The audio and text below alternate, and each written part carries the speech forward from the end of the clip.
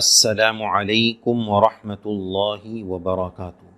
محترم ناظرین، 15ویں شعبان کو شب برأت کہا جاتا ہے، اسی وجہ سے کہ حدیث پاک سے رسول اللہ صلی اللہ علیہ وسلم نے اس رات کی فضیلت کے بارے میں یہ بتایا کہ یہ مغفرت کی رات ہے۔ روایت کا خلاصہ یہ ہے کہ قبیلے بنو کلب جو عرب کا ایک قبیلہ ہے جو بہت زیادہ بکریاں پالتا تھا، تو آپ صلی اللہ علیہ وسلم نے یہ بات بتائی کہ اس قبیلے کی جتنی بکریاں ہیں، ان بکریوں کے بدنوں پر جتنے بال ہیں، ان بالوں کی تعداد کے بقدر اللہ عز و جل اس رات میں ایمان والوں کی مغفرت فرماتے ہیں۔ تو ذرا ہم اندازہ لگائیں کہ ایک بکری کے اوپر کتنے بال ہیں جو ایک انسان گن ہی نہیں سکتا ہے، تو کتنی بکریاں ہوں گی اور پھر کتنے بال ہوں گے۔ اللہ تعالیٰ کی وسیع رحمت اور اس کی مغفرت کے دریا کا ہم ذرا اندازہ لگائیں۔ ایسے بڑی مغفرت کے وقت بھی ایک بہت بڑی فہرست ہے کہ اس رات میں اس فہرست والوں کی مغفرت نہیں ہوتی، اور یہ فہرست کسی ایک حدیث پاک سے ثابت نہیں ہے، بلکہ مختلف حدیثوں کو جمع کرنے سے اس کا ثبوت ملتا ہے۔ اگرچہ بعض روایات پر سخت ضعف کا حکم لگا ہوا ہے، لیکن وہ چونکہ بری عادات ہے تو ہم اس سے سچی توبہ کر لیں۔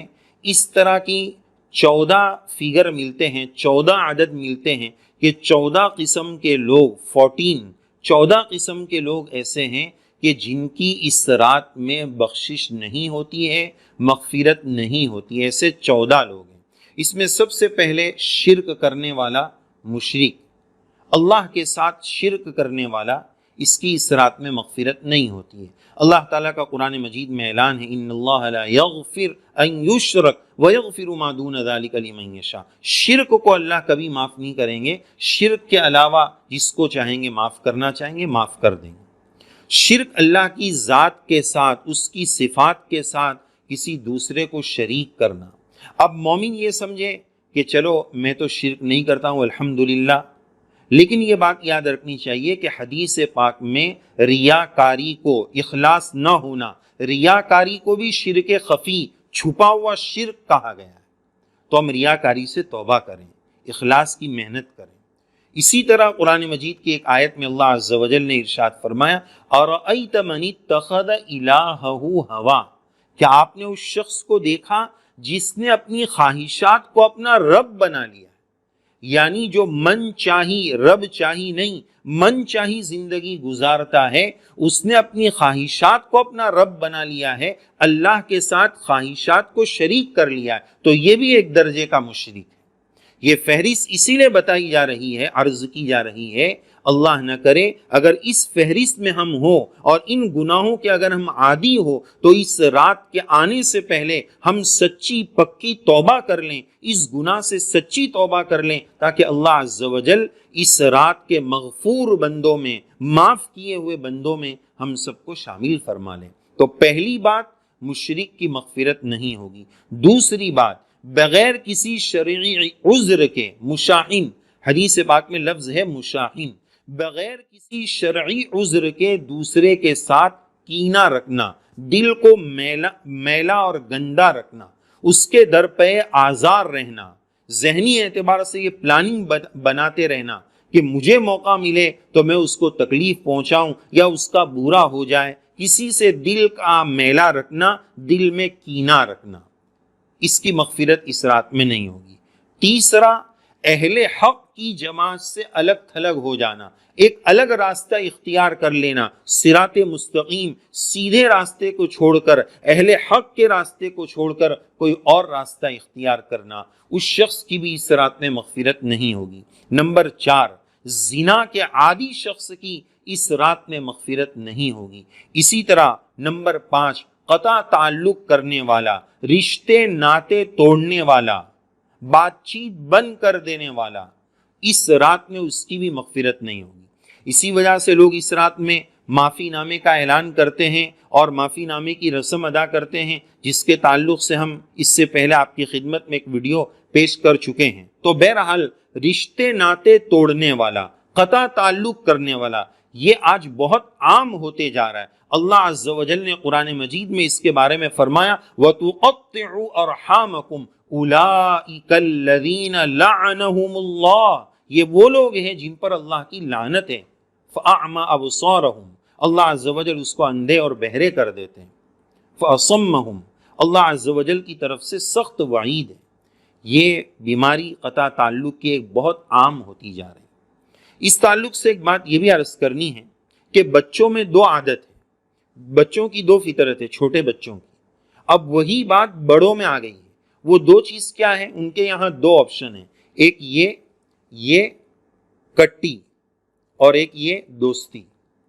دوستی ہوگی تو بس پکی دوستی، کٹی بات چیت بند، بیچ میں کوئی آپشن نہیں۔ یہی صورتحال اب بڑوں کی ہو گئی ہے کہ کسی سے دوستی تو اس کے لیے سب کچھ قربان، شریعت بھی قربان، نماز بھی قربان، گھنٹوں گھنٹوں اس کے لیے قربان، اور پھر اسی کے ساتھ دشمنی ہو گئی تو پھر سخت دشمنی، بس اس کو دیکھنے کے لیے تیار نہیں، بیچ میں کوئی آپشن نہیں۔ یہی دو آپشن بچوں میں ہیں، اب یہی دو آپشن بڑوں میں آ گئے۔ ہونا یہ چاہیے کہ بیچ میں ایک اور آپشن ہے کہ بھائی جس سے طبیعت سوٹ نہیں ہوتی ہے، طبیعت میچ نہیں کھاتی ہے، تو اس سے بات چیت کیوں بند کر رہے ہیں؟ السلام علیکم، خیریت سے ہو جناب؟ اچھے ہو بھائی؟ کیسے ہو؟ بس بات ختم ہو گئی۔ دوستی گانٹنا، شریعت نے یہ تھوڑی کہا ہے کہ قطع رحمی اسی وقت ختم ہوگی جب کہ آپ اس کو روزانہ 1 گھنٹہ دو گے، اس کے ساتھ بیٹھ کر بات چیت کرو گے۔ بیچ والا ہم آپشن رکھے، جس سے طبیعت کی میچنگ نہیں ہے ان سے سلام کلام رکھیں، بس زیادہ ان سے میل ملاپ نہ رکھیں تاکہ کوئی اونچ نیچ نہ ہو جائے۔ تو بہرحال اس بات کو سمجھنا، بیچ والے آپشن کو بھی لینے کی ضرورت ہے۔ تو قطع تعلق کرنے والے کی اس رات میں مغفرت نہیں ہوتی ہے۔ یہ نمبر 5 ہو گیا۔ نمبر 6، اسبال ازار، یعنی اپنی پینٹ اور اپنے پیجامے کو ٹخنے سے نیچے لٹکانا۔ یہ ایک عام گناہ بنتا جا رہا ہے، جو جوانوں اور بہت بڑی تعداد میں یہ گناہ نظر آتا ہے۔ یہ سخت ترین گناہ ہے، اور رسول اللہ صلی اللہ علیہ وسلم نے ایک حدیث پاک میں 3 لوگوں کے بارے میں فرمایا کہ 3 لوگ ایسے ہیں کہ کل قیامت کے دن اللہ تعالیٰ نہ ان سے بات کریں گے اور نہ ان کی طرف نظر رحمت کریں گے، اور ان کو دردناک عذاب ہوگا۔ ان 3 لوگوں میں ایک شخص ہے المسبل، پیجامہ اور پینٹ ٹخنے سے نیچے لٹکانے والا۔ یہ تکبر کی علامت ہے، یہ گناہ بے لذت ہے۔ اس گناہ میں کیا ملتا ہے؟ وہ نماز کے وقت صرف اوپر چڑھا لیتے ہیں، یہ ہر وقت اوپر رکھنا ہے۔ ٹخنا مرد کے لیے اسبال ازار حرام ہے۔ اس رات میں اس بندے کی مغفرت نہیں ہوتی ہے، تو اس سے بھی ہمیں توبہ کرنی ہے۔ اسی طرح نمبر 7، سخت گناہ ماں باپ کا نافرمان۔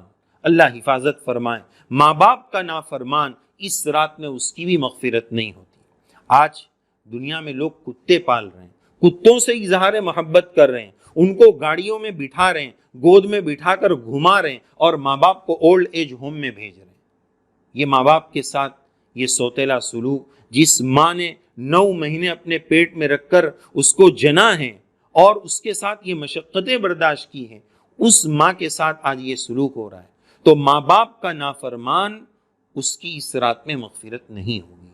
اسی طرح نمبر 8واں نمبر ہے، جو شخص شراب یا کسی چیز کا نشہ کرنے کا عادی ہے، نشے کا وہ عادی ہے۔ اسی وجہ سے حدیث پاک میں شراب کو ام الخبائث، تمام خباثتوں، گناہوں اور برائیوں کی جڑ ہے، کہ یہی زنا کی طرف لے جائے گا، یہی بیوی کو مارنے کی طرف، ماں باپ کی نافرمانی کی طرف، جوئے سٹے کی طرف، جھوٹ کی طرف، دوسروں کو تکلیف پہنچانے کی طرف، بہت ساری گناہوں کی یہ جڑ ہے، ام الخبائث۔ تو شراب اور نشے کا جو عادی ہوگا، اس رات میں اس کی بھی مغفرت نہیں ہوگی۔ اسی طرح نمبر 9، اپنی ذات کو یا کسی اور کو ناحق قتل کرنے والا، سوسائڈ کرنے والا یا کسی کو ناحق قتل کرنے والا، اس کی بھی اس رات میں مغفرت نہیں ہوگی۔ نمبر 10، جبرن اور ظلمن، زبردستی ناجائز ٹیکس وصول کرنے والا، ظلمن ٹیکس لینے والا، چاہے وہ کسی بھی قسم کا ٹیکس ہو۔ نمبر 11، جادو کرنے والا، جادوگر، سحر کرنے والا، جو بہت بڑا گناہ کبیرہ ہے، اور انسانیت کی ایک بہت بڑی تعداد اس میں ملوث ہے، اور ایک بہت بڑی تعداد اس سے زیادہ ذہنی اعتبار سے اس میں ملوث ہے کہ ایسا ہو گیا ویسا ہو گیا۔ تو خلاصہ یہ کہ جادوگر کی اس رات میں مغفرت نہیں ہوتی ہے۔ نمبر 12، ہاتھ کی لکیریں دیکھ کر فیوچر اور مستقبل بتانے والا، جیسے بہت سارے لوگ کرتے ہیں، اللہ حفاظت فرمائے، کہ لا يعلمه الغیب الا اللہ، غیب صرف اللہ جانتے ہیں، کوئی نہیں جانتا ہے۔ تو ہاتھ کی لکیریں دیکھ کر فیوچر بتانے والا، اس کی بھی اس رات میں اگر وہ مومن ہوگا مغفرت نہیں ہوگی۔ اسی طرح نمبر 13، ستاروں کو دیکھ کر یا فال نکال کر غیب کی اور فیوچر کی باتیں بتانے والا، اس کی بھی اس رات میں مغفرت نہیں ہوگی۔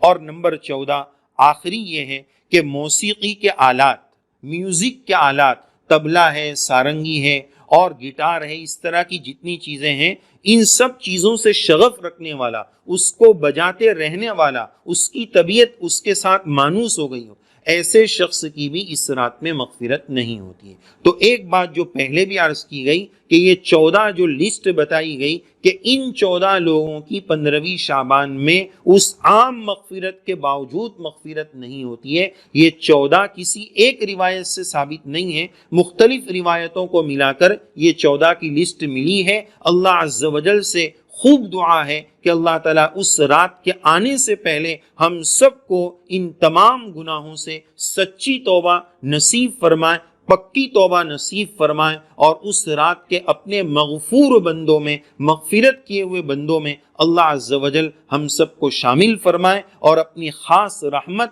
اور خاص توجہ عنایت فرمائے کہ انسانیت اس وقت جس مصیبت میں مبتلا ہے، جس بیماری میں مبتلا ہے، اللہ عز و جل اپنی قدرت سے انسانیت کو اس سے عافیت نصیب فرمائے، شفا نصیب فرمائے، اور ان گناہوں سے اللہ تعالی ہم سب کی حفاظت فرمائے، معصیت کی نفرت عنایت فرمائے۔ جس طرح اللہ تعالیٰ نے ہمیں پاخانے کی نفرت عنایت فرمائی ہے، اسی طرح گناہ کی بھی نفرت عنایت فرمائے، اور اللہ عز و جل اس بیماری سے جو ایک مصیبت اس وقت چل رہی ہے ہماری حفاظت فرمائے۔ ربنا اکشف عنا العذاب انا مؤمنون اللهم انا نعوذ بك من البرص والجنون والجذام ومن سيء الاسقام اللهم ارفع عنا البلاء والوباء عاجلا غير آجل يا رب العالمين برحمتك يا ارحم الراحمين۔